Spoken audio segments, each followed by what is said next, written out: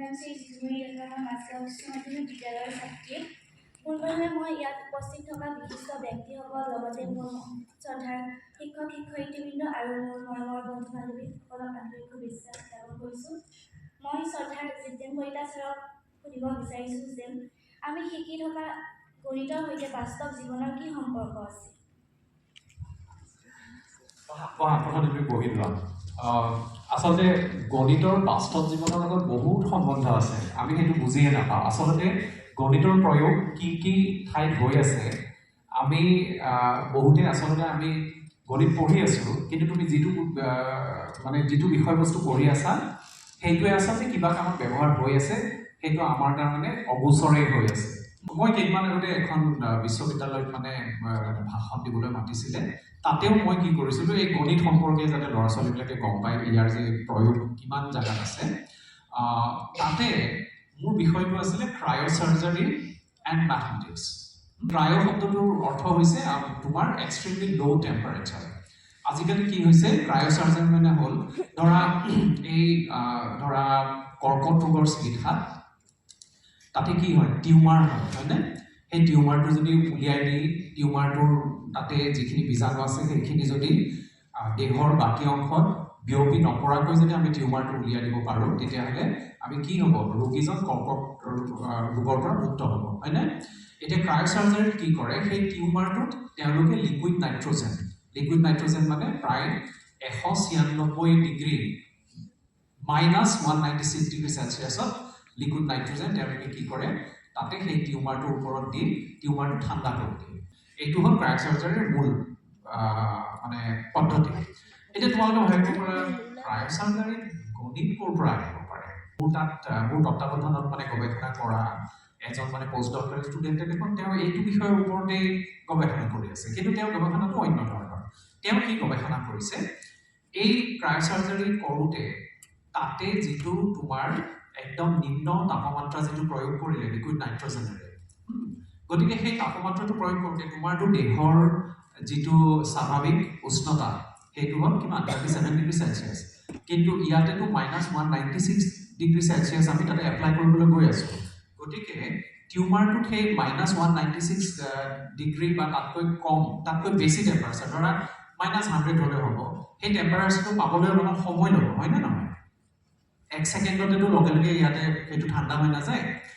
মোৰ ছাত্ৰজনে কি কৰিছে, সেই কিছুমান নেনো পাৰ্টিকল, ধৰা সোণ, নেনো পাৰ্টিকল একদম গুৰি, তাৰে ডাষ্ট, তাৰে যদি তোমাৰ হয়, তাৰে জোখটো ধৰা 1 ট্ৰিলিয়ন চেণ্টিমিটাৰ, তেনেকুৱা ধৰণৰ। তেওঁ এতিয়া বহুত ঠাইত ৰিচাৰ্চ হৈ আছে, সেই নেনো পাৰ্টিকলবিলাক যদি লিকুইড নাইট্ৰজেনৰ লগতে তুমি মানুহৰ টিউমাৰটোৰ ছালখনত যদি তুমি দিব পাৰা, তেতিয়াহ'লে কি হয়, ঠাণ্ডা বেছি সোনকালে হ'ব। মোৰ ষ্টুডেণ্টজনে সেইটো হেৰি কৰিলে।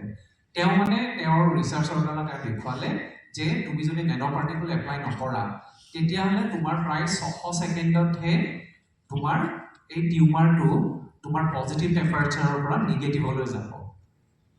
য'ত তেওঁ দেখুৱালে যে যদি তুমি সেই সোণ এটা নেনো পাৰ্টিকল হিচাপে ব্যৱহাৰ কৰি তাতে যদি লিকুইড নাইট্ৰজেনৰ লগত তুমি মিহলাই দিয়া, তেতিয়াহ'লে 20 ছেকেণ্ডৰ ভিতৰতে তোমাৰ টেম্পাৰেচাৰটো মাইনাছ হৈ যাব। গতিকে এইটো তেওঁ মেথমেটিক্সৰ দ্বাৰা পাইছে। গণিত হৈছে language of physical science, king বুলি কয় বোধহয়। মই এইটোৱে কৈছোঁ, তোমাৰ হাতত মোবাইল এটা আছে, তুমি এই ষ্ট্ৰাকচাৰটোত বহি আছা, তুমি ভাবিবানে গণিতৰ পিনে, তুমি গাড়ীখনত আহিছা, এনিথিং তুমি কোৱা যিটো গণিত নহ'লে গণিতৰ পিনে এতিয়া হ'ব, ইট ইজ ইম্পচিবল।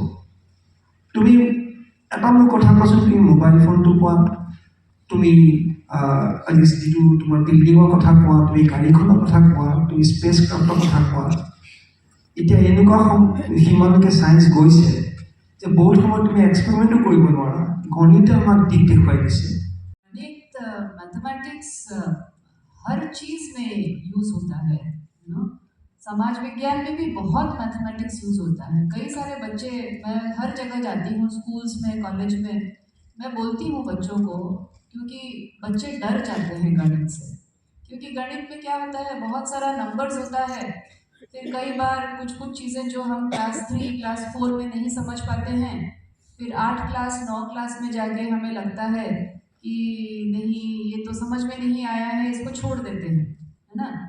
लेकिन जो चीज़ आप क्लास 3 में नहीं समझे हो उसको तुम क्लास 8 में भी समझ सकते हो। फिर से कोशिश करो समझने की, छोड़ मत दो, है ना। जैसे कोई एक पेड़ पे चढ़ाई करते हो, पेड़ पे चढ़ते हो, छोटे बच्चे होते हो तो गिर जाते हो ना, बड़े होते होते फिर चढ़ लेते हो। तो हर एक चीज़ ऐसा ही होता है, गणित हर चीज़ में यूज़ होता है। सर ने बोला आप कुछ खरीदने जाते हो, उसका वजन जानने के लिए भी गणित। মোৰ সুধিবলগীয়া প্ৰশ্নটো হৈছে যে আমি জীৱনত আমাৰ লক্ষ্যটো মানে পূৰণ কৰিবলৈ কেনেধৰণে প্ৰস্তুতি চলাব লাগে। এতিয়া তোমালোক বহুত সৰুই আছা, তোমালোকে যেতিয়া ধৰা 12 পঢ়িবা, এই 11-12 পঢ়ি থাকোঁতে এতিয়া যদি তুমি ভাবিছা যে মই শিক্ষক হ'ম, তেতিয়া কিজানি তোমাৰ ধাৰণাটো আৰু বদলি যাব পাৰে। গতিকে তুমি কি কৰিব লাগিব, এতিয়াই তোমাৰ সাম্ভাব্য যিবিলাক ধৰা তুমি কি হ'ব বিচাৰিছা, তাতে অকল যে মাত্ৰ এটা আইটেমে যে থাকিব তাৰ কোনো মানে নাই, হয়নে। তাতে 3-4টা আইটেম তুমি ৰাখি পেলাই সেই দিশত মানে গতি কৰিবলৈ যিবিলাক তোমাৰ সমল লাগিব সেই সমলবিলাক বনোৱা আৰম্ভ কৰিব লাগিব। কথা হ'ল তুমি UPSC মানে পৰীক্ষাত অৱতীৰ্ণ হ'বৰ কাৰণে তুমি যিখিনি প্ৰস্তুতি চলাবা সেই প্ৰস্তুতিখিনিয়ে কিন্তু তোমাক বেলেগ চাকৰিবিলাক পোৱাত সহায় কৰিব। आप कोई स्टोरी पढ़ लो या आप कोई हिस्ट्री पढ़ लो, कुछ भी पढ़ लो। ল'লেহে IIT যাব পাৰিম। তেখেতে কেনেকৈ ইয়াত কৰ্মৰত হ'ল সামাজিক বিজ্ঞান অধ্যয়ন কৰি। My aim in life is for BC হ'বলৈ হ'লে মই কেনেকুৱাকৈ হ'ব পাৰিম আৰু কি কৰিব লাগিব এইখিনি। বিফলতা কেনেকৈ শিক্ষাগত অৰ্হতাত এক গুৰুত্বপূৰ্ণ ভূমিকা হিচাপে পালন কৰে।